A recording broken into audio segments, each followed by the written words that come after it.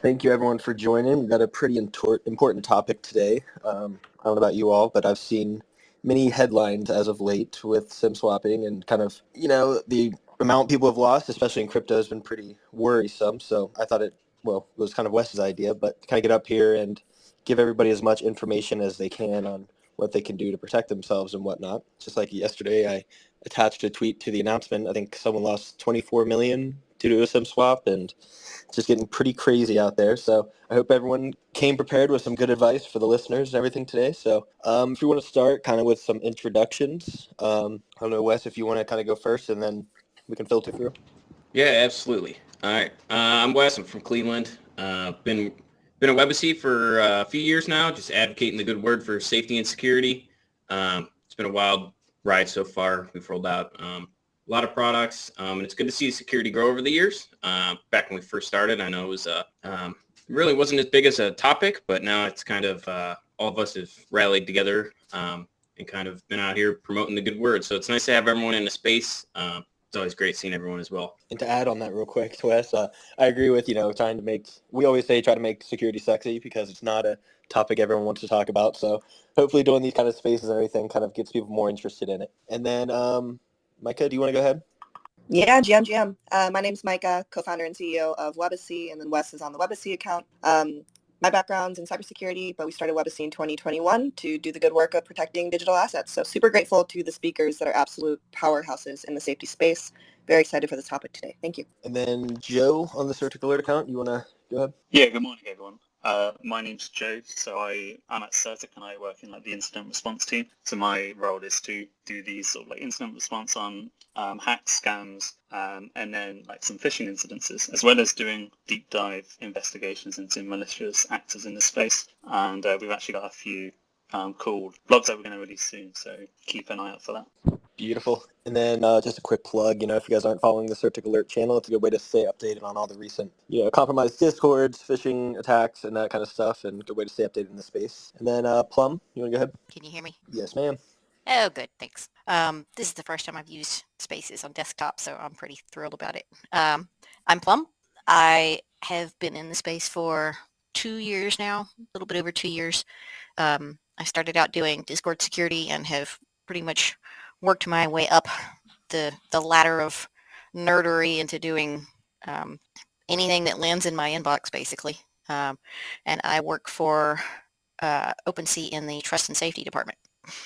Awesome. And then Delegate guys, you want to go ahead? Hi everyone, I'm Webacy. I'm the COO at Delegate and simultaneously also on the Delegate account because Spaces is being a little bit wonky right now, but hopefully it's working. So pretty exciting to chat through our approach to security from a contract and social, network effect-based approach. Beautiful. And then Haseeb?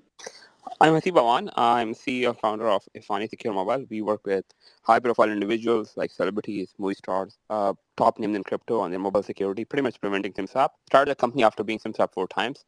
In the past, I built one of the largest Bitcoin ATM network, which went public this year. Awesome. And then on to the topic why we're all here today. So for anyone who wants to pick this up, for anyone listening in who maybe not be that familiar with SimSwaps, maybe they've read about it a time or two, they've seen people talk about it, but they don't fully understand it. How would you describe SimSwaps to somebody not so familiar? I don't know who wants to pick that up, but feel free. Haseeb's perfect for this one. Yeah, okay. So think about if you have lost your cell phone, you go walk into a store and you say that I lost my SIM card, can you issue me a new SIM card? A guy will issue it. The problem happens is when any store owner, a store operator can give it to any hackers. So there have been systems where hackers have been able to bribe or social engineer store employees to get access to people's SIM cards. So you have your telephone number. I call someone in and give someone $200. Now they transfer your SIM card to me, which means that anyone who calls you comes to me. What I do, I go on Google, Gmail, or Yahoo or whatever email you have. I say password reset. They said, how should we send you a new password? They said telephone number. You put a telephone number, boom, you have the new account, their password. So now you have their phone number, their email. What you do, you go into your email, scan all the accounts, go into every account, do the password resets, because everything is related to the telephone number. And within half an hour, everything that you have is lost. Well, that doesn't sound fun at all.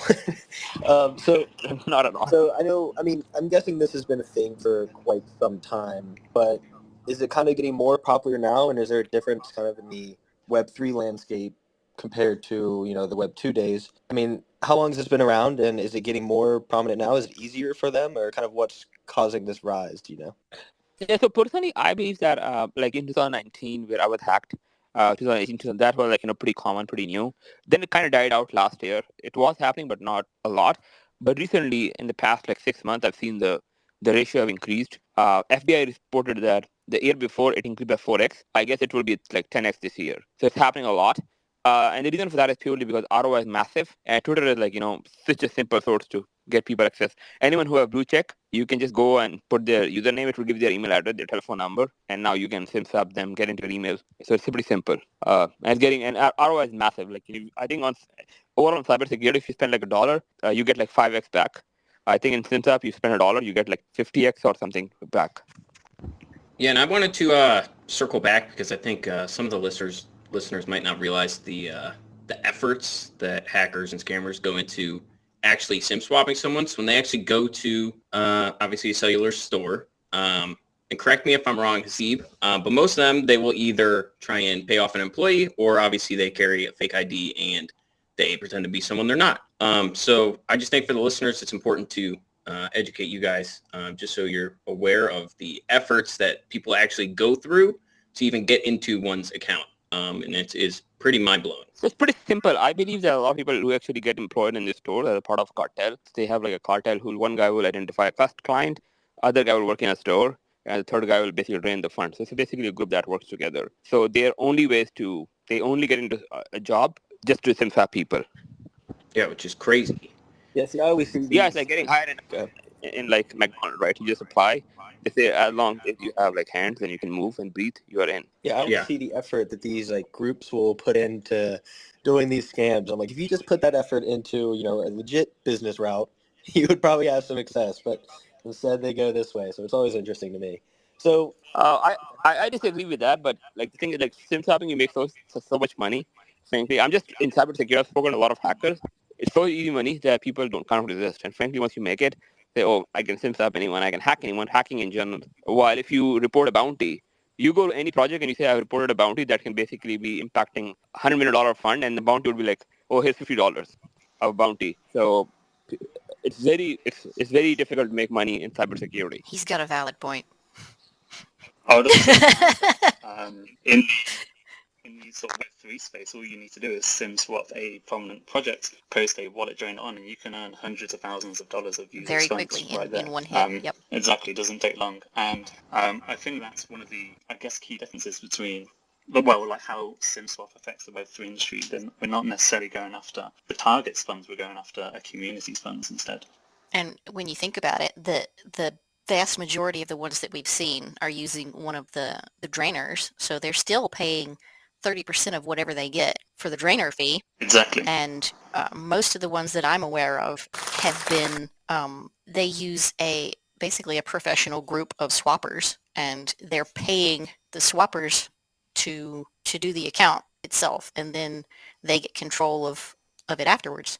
So they're paying ahead of time to get access. Yeah. And then whatever's left, and it's still enough to make it more than worth it for them, just in one hit. We've even seen some trainers now that aren't offering the sort of 30% commission. We've found one recently that communicates through an app called Sessions that will just ask for a upfront fee for access to their drainer. And we've also seen in these drainer chat rooms people coming in with compromised Twitter accounts who are, they're ready to be used to post these phishing sites. They'll just have them so it's already done, and just, hey, whatever, for this amount, it's a blue account, it's got this many followers, have at it. Yeah. NFT Drew actually made a great comment, which it was that during COVID, a lot of the stores, either they were shut down or they were actually appointment only. So in that case, he thinks it slowed down a little bit. We didn't see as many SIM swaps. But when things started opening back up is when we started obviously seeing a lot more appear, which I thought was a pretty great, interesting take, Drew. I appreciate that.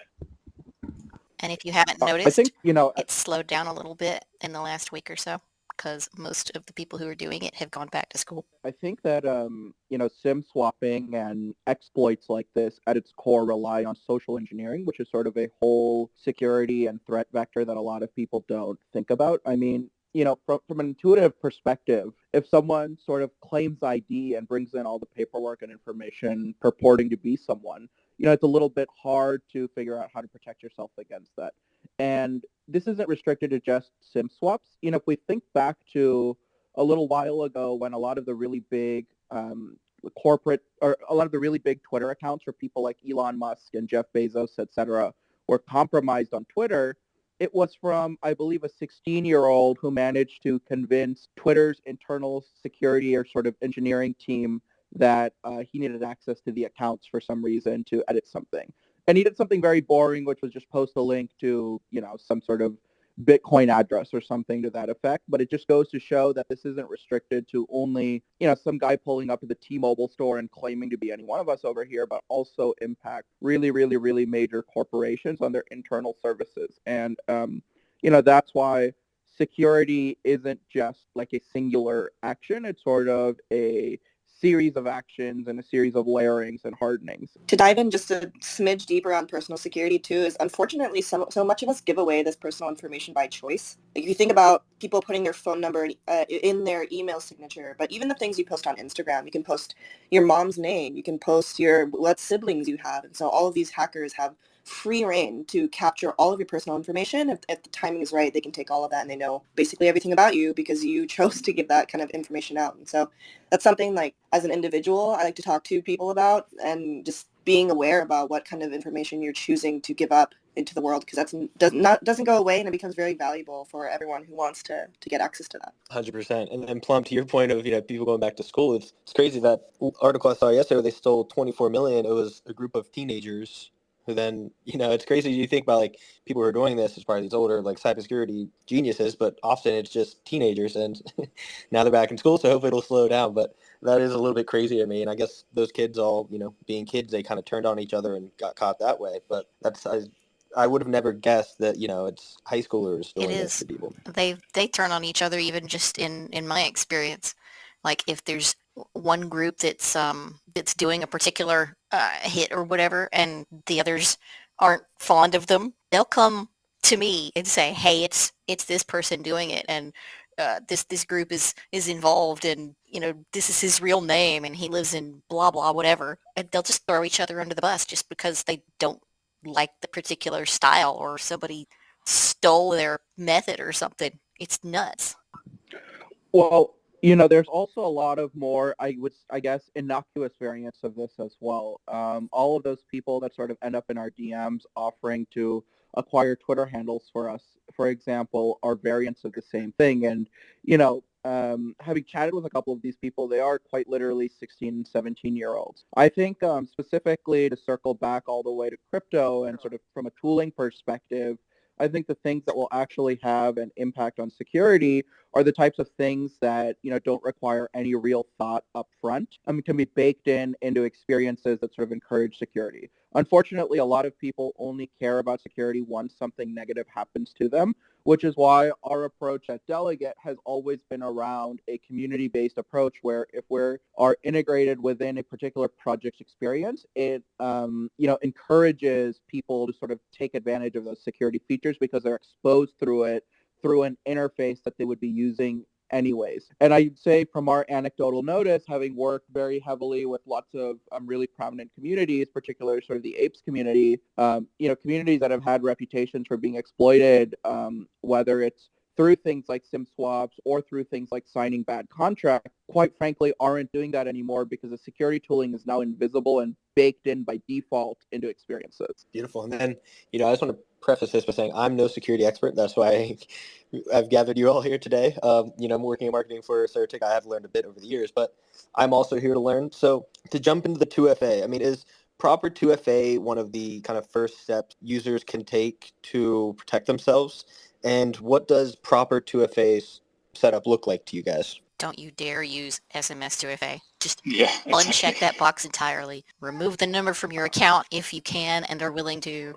Just don't even think about it. At the very least, you should be using an authentication app. If you're just pretty much an absolute nobody, use an authentication app. If you have any following at all, use a hardware. Going off hardware that, security.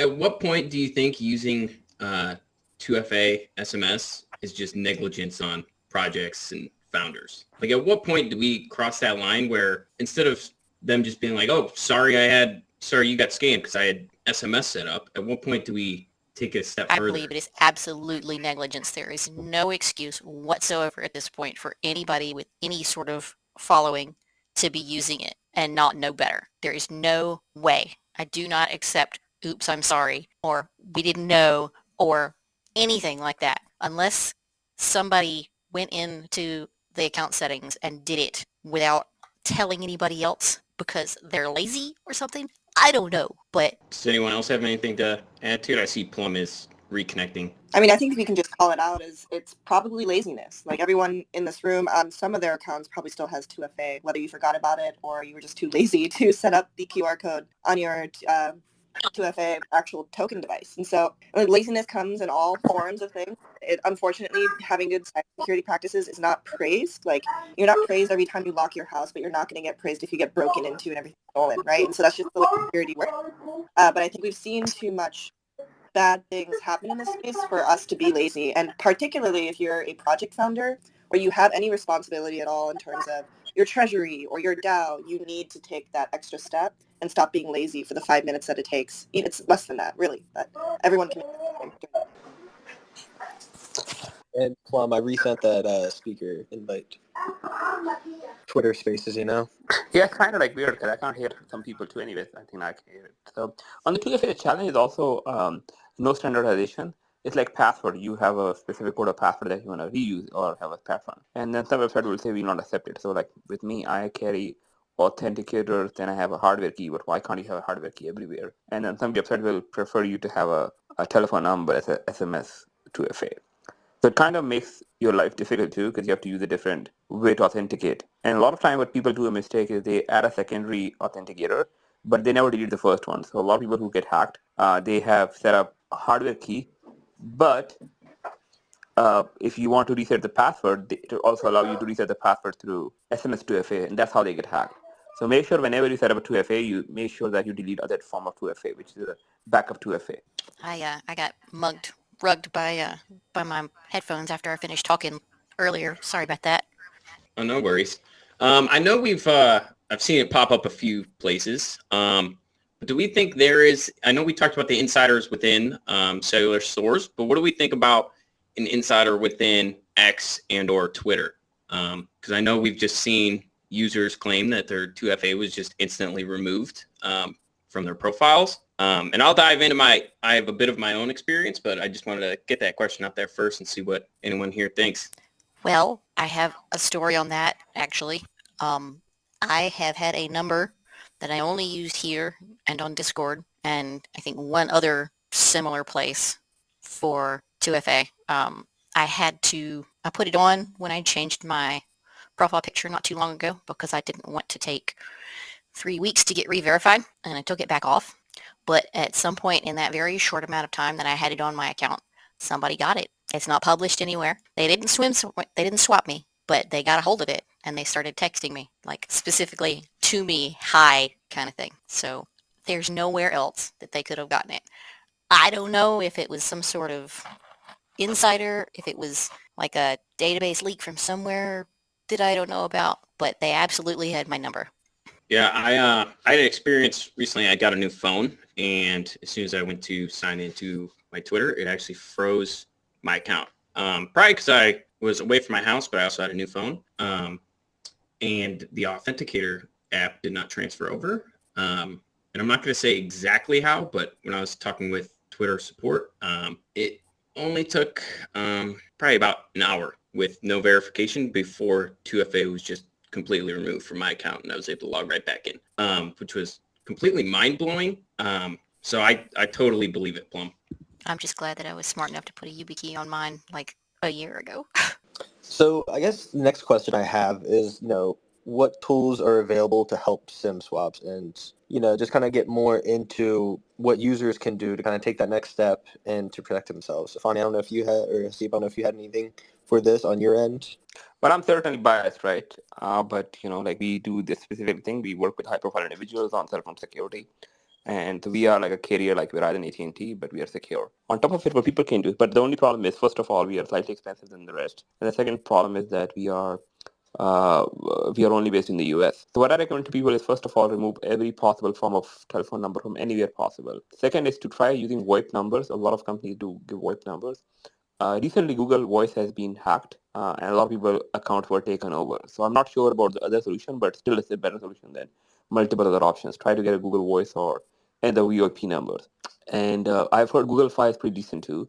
They get hacked, but it's not like as bad as as Verizon or AT&T. So yeah, these are solutions. So people should make an informed decision based on their affordability and their access about what they should be compromised. But regardless, wherever you can, please remove your telephone number as much as possible. Yeah, I was going to ask about the Google Voice because that's something I've used, just to make new accounts and stuff. And I was wondering if that's a secure way. So it seems like more secure, but not end all be all, essentially, right? Yeah, like in security, right? Like again, it's a free solution that you can use.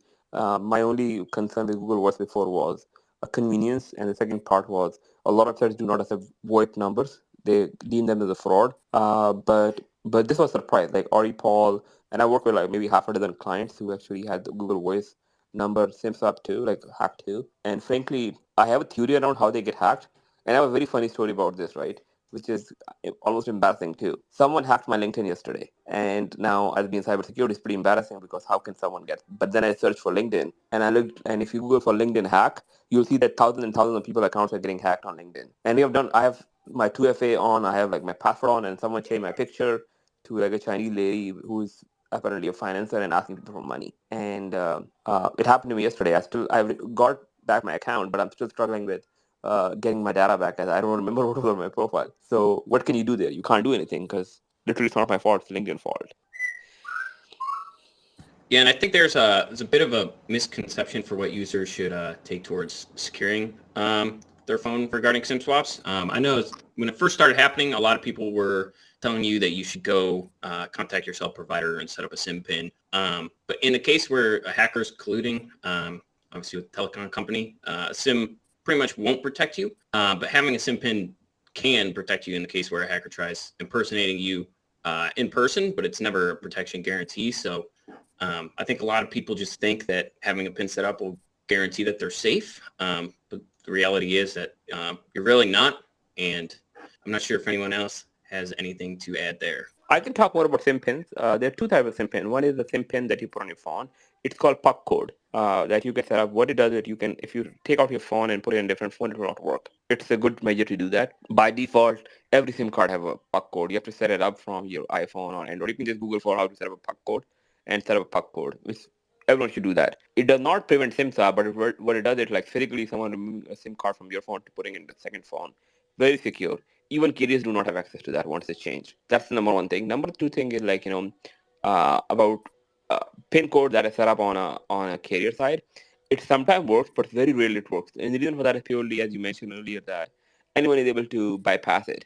Literally, there's an option that do you want this number to be SIM swapped or not, right? And there's a warning, and people just you're already colluding with it. So what's the point at that point? And the challenge with the big carriers is like, if you want to be a reseller of rather than AT&T, you can just pay, I think, $5,000, $10,000, and they will give you a panel. A panel means that you can start your own franchise or a business. And that's how a lot of people do that. So today you say, hey, I want to have access to all the T-Mobile accounts. You can probably buy it for like $5,000 by being a reseller. And then obviously you can conduct legitimate business too. But if you hack like 50 people, that's like $100 per piece. So as far as, whatever service provider you have, shout out to Brooke. I saw you post about this a few weeks ago, I think, is like, what can they do? I saw T-Mobile kind of makes it easier where you can go on and basically just unchecking a few things to kind of disable this. But what can users do to, like, with their service providers as first steps to kind of help protect themselves, essentially? Can you go in and be like, and disable this, essentially? Do you have to call?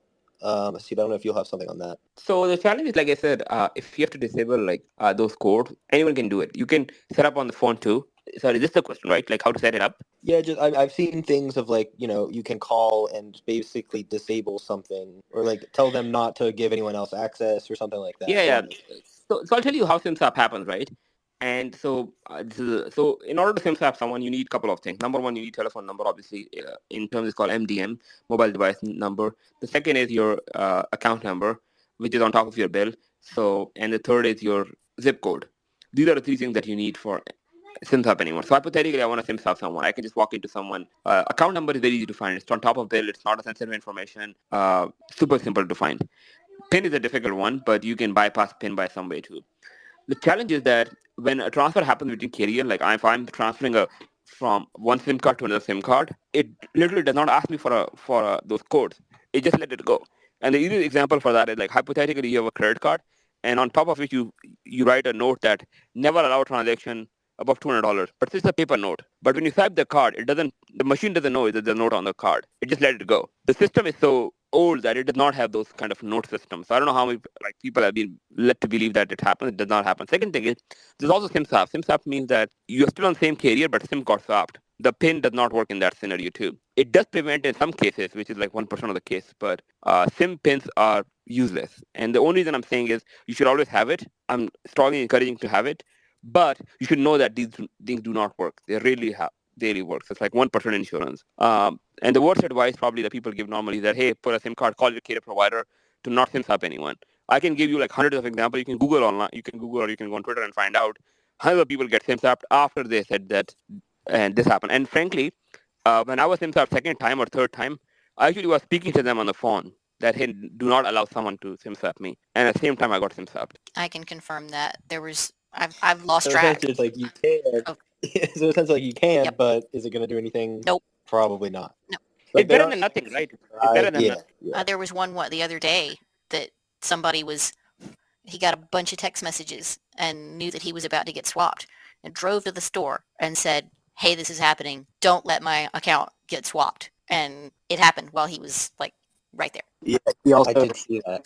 he was also the director. I think he's like a director over at Coinbase too. Like I remember. Yep, that's it. That's the one. Yeah. Yep. Yeah. We were in the group chat and like he like left the group chat and Tay just messages. Everybody's just like, he'll be back. There was one like a month or two ago. I can't remember which one it was. One of the bigger ones. But they had like extra double, triple protection fraud stuff on their account, and like the swappers went in with a fake ID and bribed the manager of the store to override everything. They had to come back the next day and try again when the manager was there. And they got it. Yeah, it's crazy. I mean, some of these examples, like, I know that a lot of people, like, even some of these NFT founders, like, when they get their accounts, like, taken over, it's kind of crazy because, like, they even go to the lengths to make fake IDs and try to do these SIM swaps in person. So Exactly. It's pretty crazy. One of the main takeaways from the Coinbase example, he was talking about like how he got barraged with text, and the reason they did that is so like you wouldn't see any message about any carrier updates or anything like that. So that's like to kind of try and hide that and also slow down your phone at the same time. Then the second thing is that he, like you said, he went to the store and like they weren't really able to do anything for him. So basically the takeaway was that if you are getting SIM swapped and you know it's happening, try to get on the phone with your carrier and try to cancel your line or deactivate it if you can. But while you're on the phone, go through all your accounts and start disconnecting 2FA if you have it anywhere. So you should be double checking and validating you. If you do have it anywhere, disconnect it immediately as you're getting SIM swapped. This is probably one of the best things you can do just to mitigate as much risk as possible.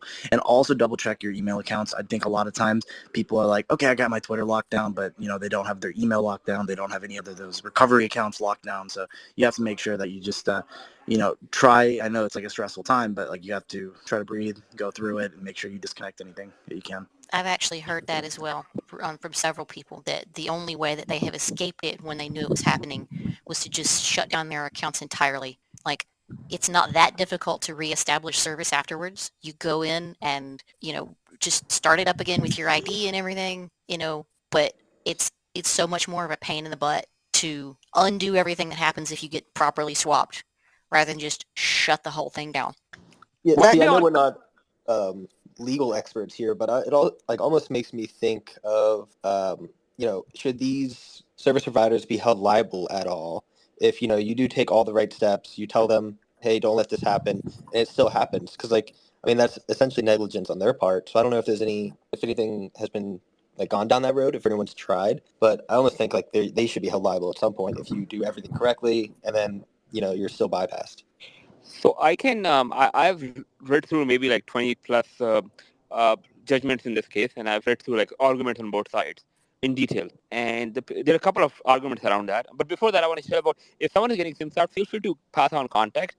We have a service where we are able to recover a number immediately if someone is getting SIM-swapped for free. And they don't have to stay with our company. We just do it for free. So just refer to us. We can take over the number temporarily and then give it back to them. So we offer this for free. That's one thing. Second thing is that the problem is that so the case, first of all, these call centers and everyone is a third party. So if you walk into a store like an AT&T store or rather than anyone, they're not owned by AT&T. They're owned by a third party, which is like ABC LLC, right? So who's reliable? Is it AT&T liable or ABC LLC is liable? Because the challenge is that, and they're also call centers. So if you go to call center and your call is routed, they're also all by a third party. So rather than a contract to ABC company, ABC will give it to XYZ company. So who's liable in the end? And the challenge is that even if you win the judgment, it's extremely difficult to recover it because you have to go by country, and that's why I don't believe there has been a single judgment which paid someone. In few cases, actually, people who won the case actually lost more money because of the cost of the case. So I know a few people who made seven figures on judgment, but they end up paying like maybe twice of that to the lawyer. And the tax, and whenever you get paid back, you actually are issued a 1099, which means that you have to pay taxes on it. If you made $1 million, it's counted as income. So between lawyers and everything, there's literally no money you get. And the carriers are pretty straight about it. You have already signed an agreement that they're not responsible. They will do everything, and they're not responsible for any kind of a hack. So I agree in principle it should be, but then it applies to other providers too. Like what happened if your health record gets compromised? My LinkedIn got hacked yesterday.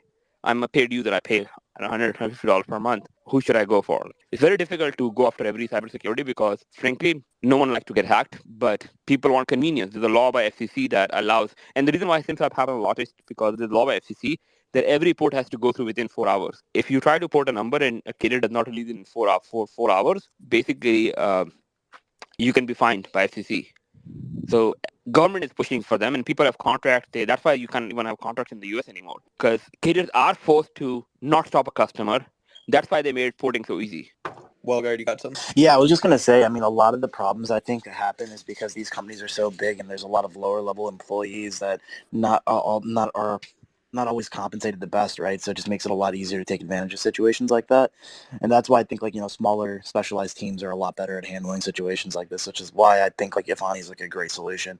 And I really think it's a problem of how big these companies are rather than how easy it is. Yeah, it's like someone brought up, talking to the store manager at the AT&T. It's like he or she doesn't know what's going on. They're just trying to, appease the customer and kind of get on with their day. So I can definitely see that kind of being, he's not thinking, oh, this is someone's trying to SIM swap. He's just thinking, oh, got an unhappy customer, people in the store, let me solve this, kind of get on with things. So I can see that too. So I have a quick question before moving forward. We've been talking a lot about preventative measures and then how SIM swaps actually happen. But then on the other side, if SIM swap does happen to you, what steps do you have to take to recover and save and fix everything that has happened? Pray. Yes. No, I think one thing that you guys have to do, and it happened with me personally. So when my account was hacked, and also I was in crypto 2013, so we installed a lot of Bitcoin ATMs. We have 10,000 locations, so we have gone through a lot of other scams too, how people impersonate and everything. One thing that people do a lot, they change information on your account. So whenever you get hacked by any way, just look into your account details. Like they may have changed your date of birth, they may have installed a filter. In my case, they installed like a filter. So any email that comes from Coinbase or an exchange, it will just basically be forwarded to another address. So a lot of times this happens is people will hack your account, you get your account back, but hey, you're not getting an email from Coinbase or T-Mobile or any company that you have. It just gets forwarded to the next person. So apparently you have access to your account, but the person has left a hole in your system. So similar can happen in your T-Mobile account too, where they may have changed your date of birth, which means that they can access account anytime. So you have the password and email, but the other person also have access to that too. So whenever you get hacked, please do that to make sure that no information has been changed. That's a good one. And then anyone else got anything on that? I think, one of the things that people can do to protect themselves is to also take advantage of the fact that they probably have multiple devices, to begin with. You probably have older phones sitting around, and you can also leave, backups of your two-factor authentications on it, even sort of app-based ones like the Google Authenticator on these devices, and just leave one in a bank security deposit box, leave one stuffed under, your dresser somewhere at home or, wherever you stash your old devices. And that's a really good way of both being able to have the flexibility of using, some of these non-cell phone number-based tools, but also be able to recover it without too much problem on your behalf. I think one of the reasons why a lot of people are sort of hesitant of moving away from the cell phone-based authentication is because, quite frankly, it's a little bit of a pain in the ass if you end up losing your app-based authentication. You know, I've had it happen for individual services, and it's always a real pain. So I think taking advantage of multiple devices is also one thing that people can do. It doesn't always necessitate to people that you go out and buy new devices. You probably already have a bunch of old devices at home that you can use for this effect. You know, on the crypto side, that we already have this paradigm of like the hot wallet and the cold wallet. And I treat some of my old devices that way. You know, they've been wiped for everything except for maybe an authenticator app that's sitting on there, or, you know, a particular instance of a wallet app with one or two accounts on it. I think that's a really good way of approaching your personal security, is to just take advantage of what you already have. Yeah, I love that idea. Because going into the next question. Wes? Sorry, I'm muted. Oh, yeah. Can you guys hear me? Yeah. All right, perfect. I mean, I was going to say, like, to onboard the next 100 million users in the Web3 and to help them prevent themselves from obviously getting... Right now. My stuff keeps cutting out. One sec. Yeah, I can hear fine. Okay, perfect. Yeah, I was going to say, to onboard the next 100 million users into Web3, obviously, but to also keep them safe and secure, what measures do we take? I mean, you gave a great one, and that is obviously the authenticator on a backup device in a safe location. But that's just, the reality is, it's not easy to onboard someone into the space and tell them, oh yeah, you need a backup phone, go put it in a safety deposit box. If I may, you know, I guess toot our own horn on that effect, I think we could speak to some of the stuff that we're doing over at Delegate. So for context, just so everyone has an understanding of how old Delegate is, we as a company are about 10 and a half months old. But in that time period, we are securing about $750 million to $800 million worth of assets. A little bit over 20,000 wallets have connected. You know, there have been almost 100,000 individual delegations across multiple EVM chains, and there's been integrations by about 200 projects. And ultimately, our approach to security is this idea that unfortunately, a lot of experiences require authentication of assets that you already own, whether it's for something like claiming tickets to an event or claiming an airdrop. And there's a problem over here in that the super pro users amongst us are obviously internally paranoid. So they don't tend to participate, even some of the biggest users with the most to gain, just because the risk of, you know, one line of bad code somewhere, whether by negligence or by maliciousness, can inflict a world of hurt. And the newbies are sort of scared of participating because they know that everything is probably a scam. So at Delegate, our idea and the way that we explain it to people is that when you create a delegate, you create a ghost. You could create a ghost of your cold wallet via a hot wallet that other applications can see, but they can't touch. You know, you can see ghosts, but you can't touch them. And from a contract level perspective, we have focused on the developer experience. For a lot of projects, the integration has been about one line of code, and it lets people use this proxy, almost like this firewall when they're interacting with systems and services and experiences. And we built it as a public-facing registry. That's really, really important because our go-to-market is entirely around increasing these network effects that bring compounding value to people. The first project that we integrated with was Forgotten Runes. They've always been a pretty innovative NFT project that has, you know, done lots of experiences. And in October, they had released this airdrop called the Runes Halloween airdrop. If you own one of about a dozen really keys, you'd be able to claim this airdrop. You know, the problem was that a lot of people were not participating because why would you risk, you know, your ape, for example, that at the time was worth 70 ETH, back when 70 ETH was worth a lot, just to claim a free airdrop. The delegation tooling allowed people to do this in a trustless and safe manner. And it had network effects because when people would delegate their assets, their other assets would get caught up in the blast radius of delegation, which was a good thing because then we could go to other projects, whether it's like Yuga Labs or, you know, Art Blocks or World of Women or Azuki's or whatever, and say to their teams, hey, you know, 200, 300 of your assets have already been delegated. Let's support these things. And so for us, I think to sum this all up, our approach has been that we've built out a public good security tooling that actually is built to design to further encourage people to take advantage of it because it adds all of these network effects, not just from a security perspective, but from a go-to-market perspective. And I think that is part of the component over here that needs to change. You know, it's a business model problem, as Haseeb has sort of alluded to, that these big, really large corporations have very set ways of how they do things, which is why he, as a small innovator in the space is able to do things differently because he's basically starting from the ground up and he's able to build up better systems, legacy solutions. Smart contracts are much the same way. Instead of sort of using older paradigms, we can use newer tooling. And if we really focus on not just explainability to normal people, but also the developer experience that, makes it a no-brainer, I think that's the only way that we add a fundamental layer of security. Yeah, I think the average sort of like user faces like 4 broad security issues. So firstly, it's smart contract based, which can be mitigated by audits that CertiK carry out. The next is your like investment scams, such as Ponzi schemes or like premeditated exit scams. That's what we try to do at CertiK is these robust and thorough KYC processes to shed light on these people and raise that sort of standard of transparency. And then like one of the other main ones is phishing, and what phishing actually looks like in Web3. So I think it's different, where scammers aren't necessarily always going after your private information. They're just trying to get you to like sign a permit or do some modal phishing where you think you're claiming something but you're not. I was on Twitter and I saw a user asking a bot, "Where's my airdrop?" I claimed, and I had to privately message him saying, "You've just been scammed." He had no idea, and it was he sent me his wallet, and it was 3 days after the fact.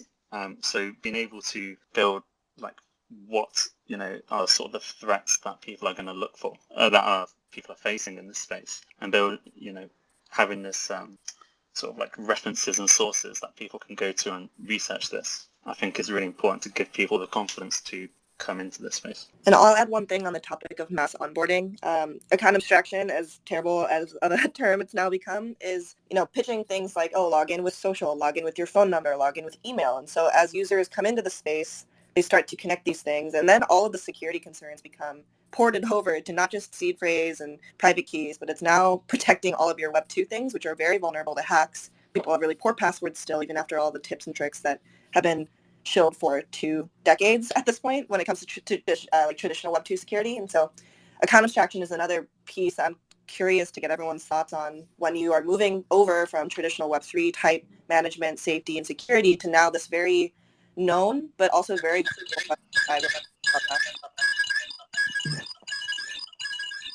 Sorry, I was going to say that one of the ways that we think about smart contract-based security is that we can take advantage of smart contracts themselves and sort of, encourage particular user behaviors regardless of how they log in. So in the actual smart contract for Delegate itself, there is no transfer function anywhere within the core sort of registry product at all. So regardless of how someone's wallet may become compromised, whether they quite literally, hand their private key over to someone, or they get phished in some sort of way, or there's a keylogger on their computer or something, the actual smart contract wallet itself does not have the ability to transfer any assets. And that was our approach to security, was to quite literally remove that capacity entirely. So we purposefully limited what a delegate wallet can do, because we still believe that even short of transferring assets, there is a lot of power over there. I think smart contract-based security has to come from smart contracts themselves.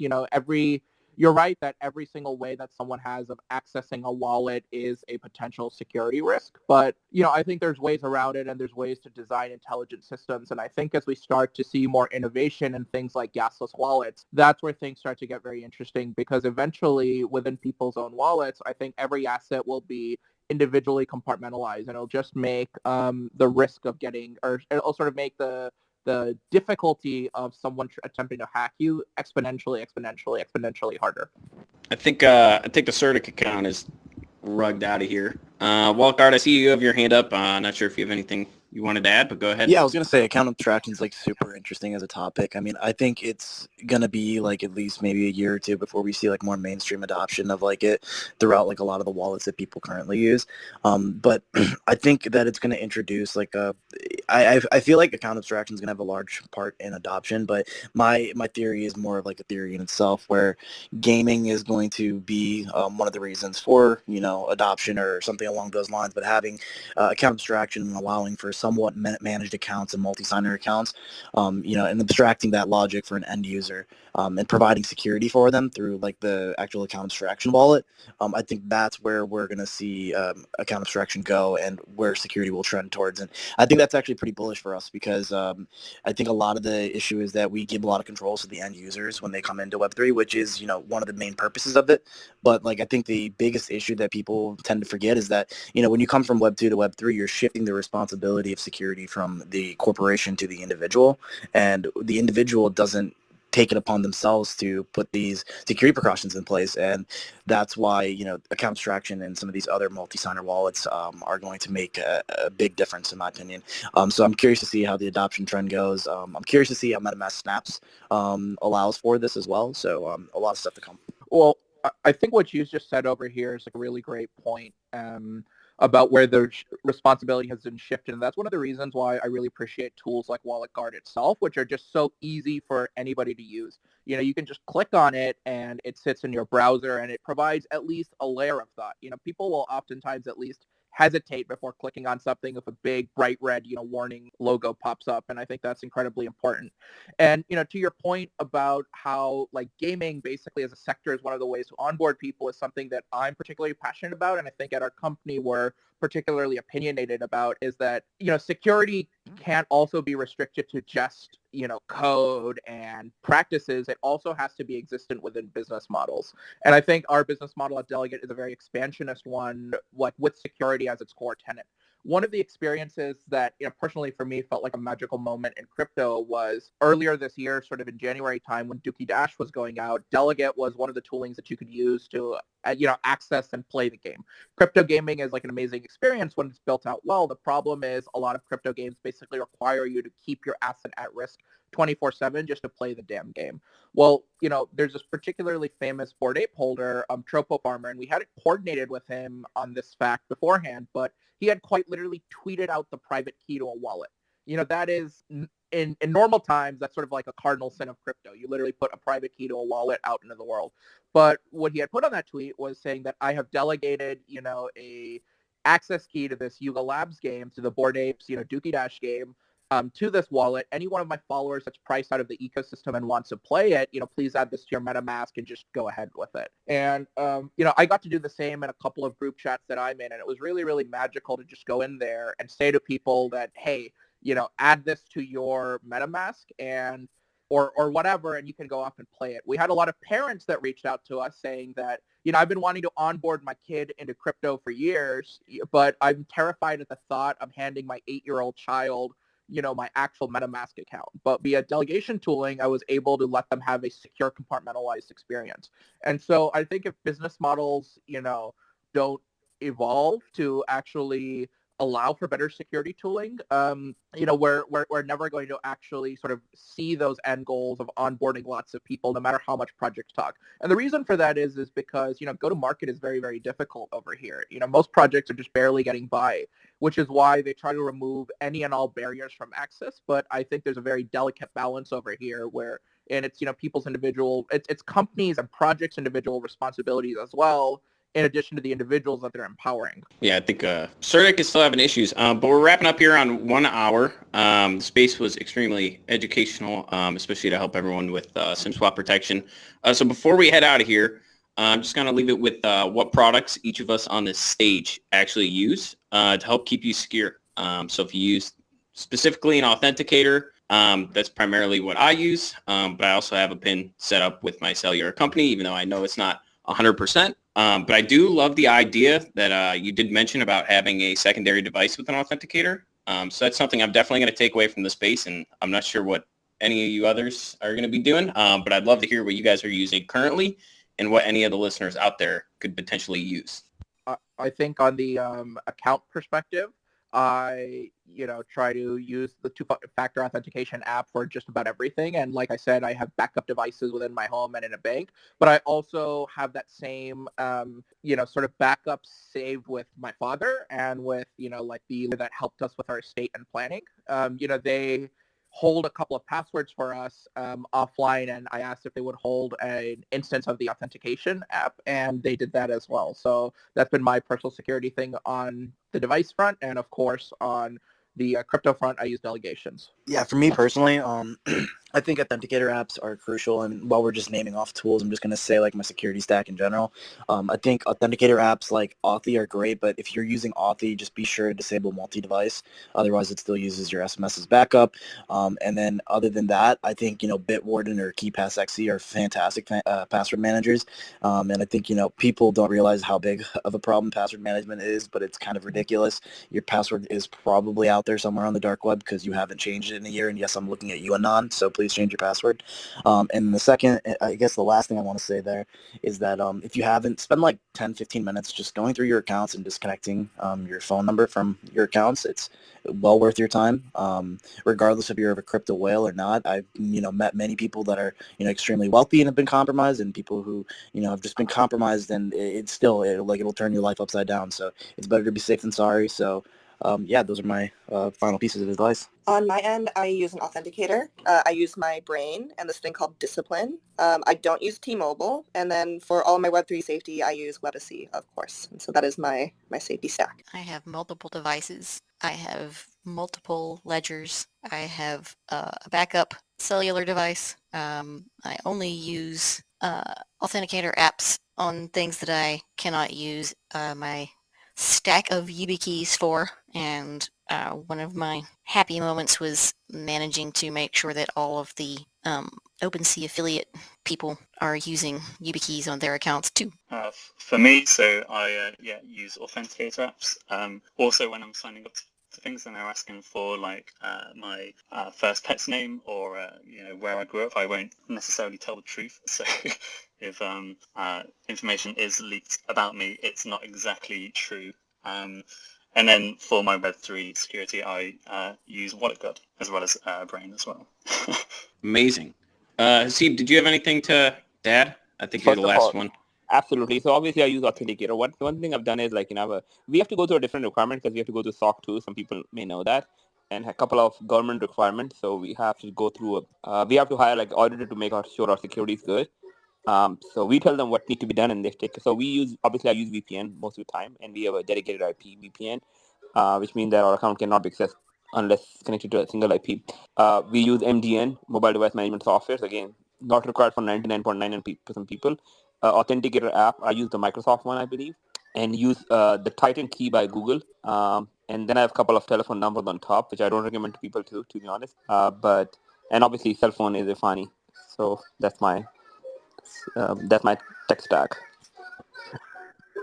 If I may add one thing over here as we're wrapping this up, I know obviously talk about security and sort of compromising is all, rather sort of scary stuff, but I think there's reasons to be optimistic in the future that, this is definitely improving as we sort of see with iOS 17 about to come out. There's some really interesting stuff being done around, hardware-based passkeys and sort of secure enclaves, et cetera. And we don't need to get into the, full pros and cons over here, but I think a lot more interesting tech is slowly coming to a market that hopefully will make all of our experiences more invisibly secure and more, actively secure as well. Awesome. Well, I appreciate everyone coming here today, especially with us, CertiK, and all the companies that came in. For anyone that's listening, if you haven't gave all of the speakers a follow, we all have amazing security companies. They're all tackling pretty much every effort to keep you secure and safe. And then as well as just all of our speakers, including Plum and Haseeb, for coming in here and experiencing and sharing some of their 2FA efforts and SimSwap protection. But I think we'll go ahead and wrap up the space. I know CertiK is rugged,